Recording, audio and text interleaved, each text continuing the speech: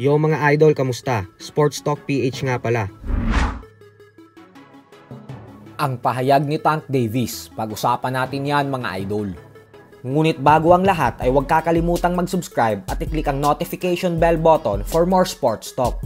So para nga po sa mga hindi nakakaalam ay pagkatapos ng laban ni Gervonta Tank Davis at Lamont Roach Jr. kahapon, ay agad sinabi ni Davis sa kanyang post-fight interview na dahil umano sa naging resulta ng kanilang bakbakan, ay gusto niya daw makipag-rematch sa lalong madaling panahon upang ipakita sa mga fans na wala talaga sa level niya si Roach dahil sisiguraduhin niya na daw talaga na knockout ang sasapitin nito sa kanya. Subalit ilang minuto lamang ang nakakalipas ay tila bigla nga pong nag-iba ang ihip ng hangin dahil sa post-fight press conference ay sinabi mismo ni Davis na ayaw niya na daw bigyan pa ng rematch si Roach. Paliwanag ni Davis na maliwanag naman daw kasi na siya talaga ang tunay na nagtagumpay sa laban at naninakawan umano siya ng panalo ng mga judge.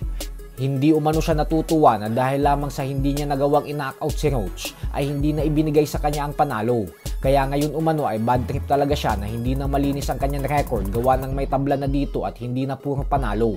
Ganun pa man ay aminado naman siya na napahanga siya ng gusto sa ipinakitang performance ni Roach dahil hindi niya daw inaasahan na kaya nitong saluhin ang mga pamatay niyang suntok sa ibabaw ng lona.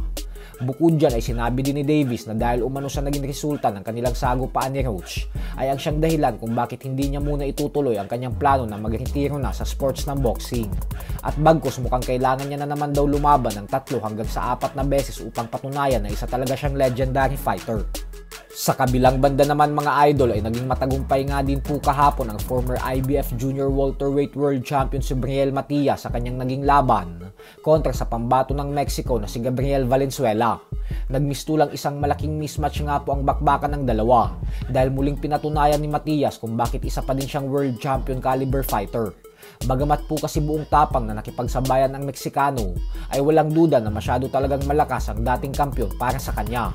Kaya naman bugbog ang sinapit nito kay Matias. Hanggang sa tuluyan niya na itong tinalo via 8-round knockout. Dahil sa panalong ito ni Matias ay umabante na ngayon ang kanyang record sa 22 wins with 22 knockouts at 2 talo lamang. Habang si Valenzuela naman ay lumagapak sa 30 wins with 70 knockouts at 4 na talo.